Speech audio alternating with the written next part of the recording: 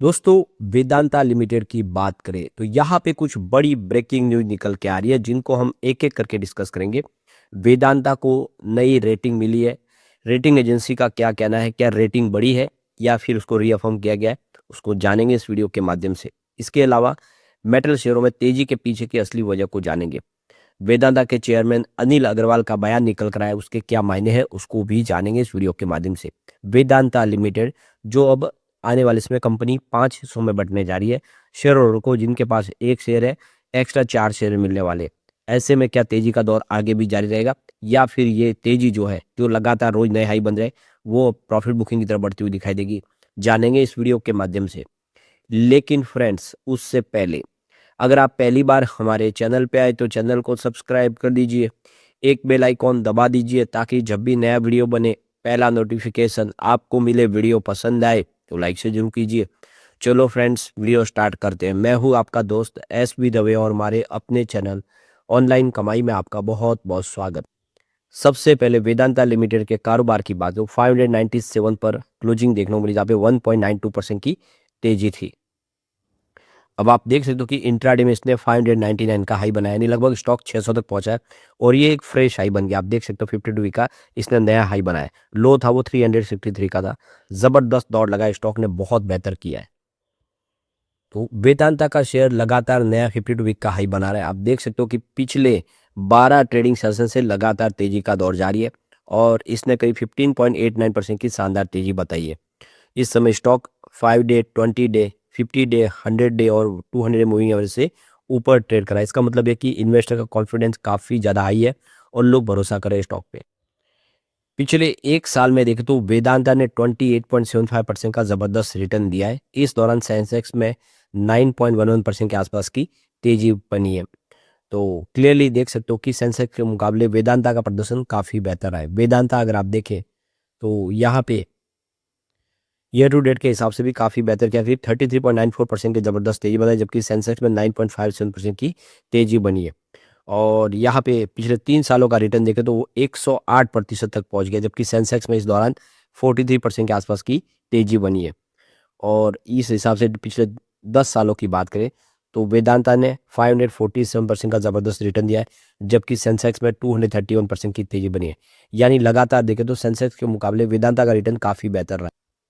वेदांता के market cap की बात हो 2,29,344 करोड़ के आसपास है, जो उसको एक बहुत बड़ी मजबूत कंपनी बनाती है।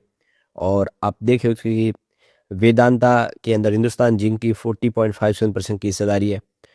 और आप समझ सकते हो कि इसका जो इस समय टोटल जो एनुअल सेल्स है 1,57,262 करोड़ के आसपास है, जिसमें पूरे इंडस्ट्रीज के हिसाब से देखें तो 73.45% का योगदान अकेले कंपनी का है। और वेदांता के रिटर्न ऑन कैपिटल एम्प्लॉयज देखें यानी आरओसी, तो वो 31.42% के आसपास है। तो ये देख सकते हो कि इसका मतलब ये है कि ये जो अपनी कैपिटल रिसोर्स है उसको बराबर यूटिलाइज कर पा रहे हैं। और इस समय जो कंपनी का लो डेट टू एबिटेडा रेशियो भी काफ़ी अच्छा 1.20 टाइम्स है। तो ये देख सकते हो कि कंपनी का जो डेट है वो इस समय मैनेज किया जा रहा है।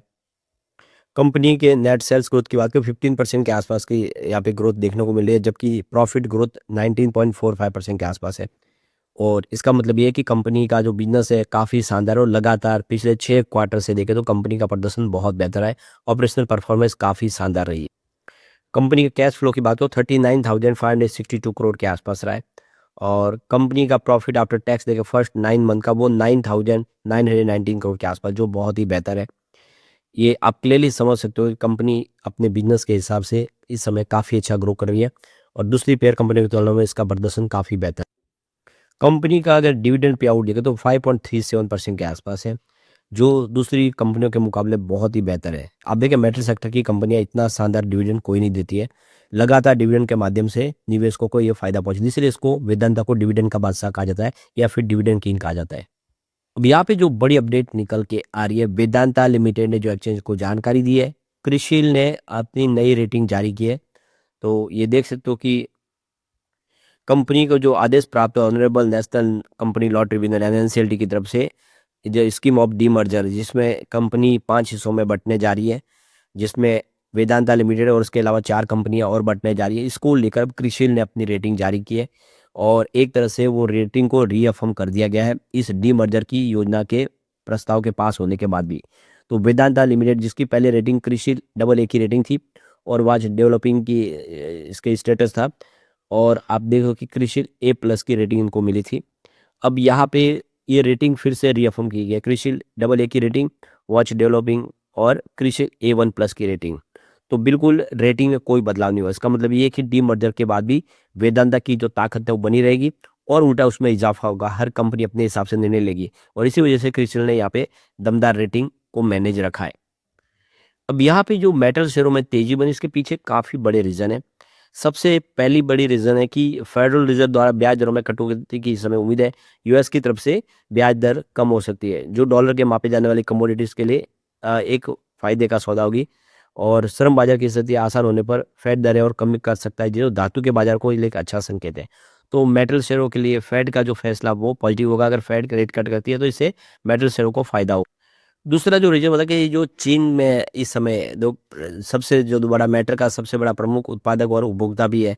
बोनाजा पोर्टफोलियो के विशेष एनालिस्ट नितान दरेकर ने कहा है कि इस समय अक्षय ऊर्जा ने रिन्यूएबल एनर्जी और चीन की जो वृद्धिशील नीति के सहायक की वजह से इस समय मेटल सेक्टर की डिमांड काफ़ी अच्छी दिखाई दे रही है।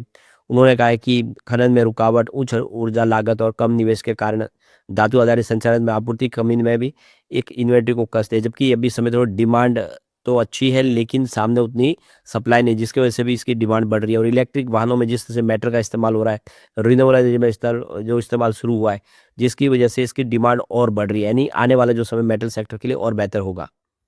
अब यहाँ पे देख सकते हो कि इकोनॉमिक्स रिसर्च के जो फाउंडर है चोकलिंगम, उनका कहना है कि अब यहाँ पे प्रॉफिट बुकिंग का एक अच्छा समय दिखाई दे रहा है, क्योंकि अधिकांश जो शेयर है वो काफ़ी कॉस्टली हो चुके हैं। मेटल शेयर में तेजी में जो शामिल थे वो शेयरों में दौड़ अच्छी लगाई है।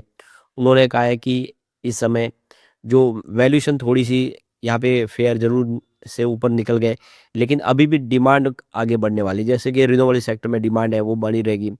तो अभी कुछ हद तक मेटल में थोड़ा बुलबुला दिख रहा है। तो यहाँ पे देखोगे अभी भी कुछ संभावना गुंजाइश बाकी तो है, लेकिन जो इन्वेस्टर है उनको भी समय पे अपना थोड़ा सा प्रॉफिट देखना भी चाहिए, क्योंकि लगातार तेजी जारी रही है। तो मेटल शेयर के लिए कुछ प्रॉब्लम भी है। दो सबसे बड़ी अर्थव्यवस्था जिसमें आप देखें तो यूएस वगैरह में जो आगे मंदी की संभावना दिख रही है, टैरिफ संबंधी उपायों का असर आने लगा है। और में जो अमेरिका उसने काफ़ी जगह पे टैरिफ बढ़ा दिया है, जिसकी वजह से आयात महंगा हो गया है। और इस समय जो अमेरिका के उपभोक्ता उनका खर्च में वृद्धि होगी, क्योंकि सब हर चीज़ महंगी होगी, तो इससे थोड़ी डिमांड पे भी असर पड़ेगा। तो ये बता रहे कि कुछ आने वाले समय में दबाव की स्थिति बन सकती है इस सेक्टर के लिए। तो यहाँ पे चोकलिंगम के हिसाब से देखें तो ग्लोबल लेवल पर इस समय जो चीन के ऊपर डिपेंड है पूरा बाजार, और वो सबसे बड़ा उत्पादक भी है। आने वाले समय मध्यम से लॉन्ग टर्म में यहाँ पे आउटलुक उतना उत्साहवर्धक नहीं दिखाई दे रहा, क्योंकि उतनी ज़्यादा आगे डिमांड नहीं देखने को मिलेगी। तो कुल मिला के ये उछाल देखने को मिल रहा है, उसमें थोड़ी सी प्रॉफिट बुकिंग की संभावना बन रही है, ऐसा लग रहा है उनको। लेकिन दूसरी तरफ अगर आप देखें तो रिलायंस मनी के अजीत मिश्रा का कहना है कि मेटल शेयरों में एकदम गिरावट देखने की फिलहाल संभावना नहीं है, अभी इतनी गिरावट नहीं आएगी। 3 से 6 महीनों में कुछ और सुधार भी देखने को मिल सकता है। तो इस समय मेटल सेक्टर में जो पॉजिटिव माहौल बना हुआ थोड़ा और भी चलता है, उसके बाद में कंसोलिडेशन का दौर शुरू हो सकता है। तो इतनी चिंता की बात नहीं है। यानी अभी जो एक्सपर्ट है वो थोड़े बटे हुए हैं। कोई बोल रहा है कि थोड़ा सा यहाँ पे दबाव की स्थिति बने, कोई बोल रहा है अभी 3-6 महीने और बेहतर नतीजा देखने को मिल सकता है। तो ये देखो कि जो संकेत दिख रही है कि जो मेटल सेक्टर में तेजी का दौर चल रहा है वो अगले 3 से 6 महीने और चल सकता है। तो कुल मिला के आने वाले समय संभावना और पॉजिटिव बनेगी। तो मांग की आपूर्ति, चीन के मजबूत सकल उत्पादन का आंकड़ा, नरम डॉलर, इसका असर और पॉजिटिव रहेगा आने वाले समय भी। और अभी तो Q3 आने वाला है, अब Q3 की भी उम्मीद हम देखेंगे। Q3 एंड पे आ चुका है, आप देख ही सकते हो। इसके अलावा कंपनी है जो 5 हिस्सों में बंटने जा रही है, आप समझो हर किसी को 5 शेयर मिलने जा रहे हैं, उसका भी फायदा होगा। तो आप समझ ही सकते हो कि आने वाले समय में भी वेदांता बेहतर करेगी।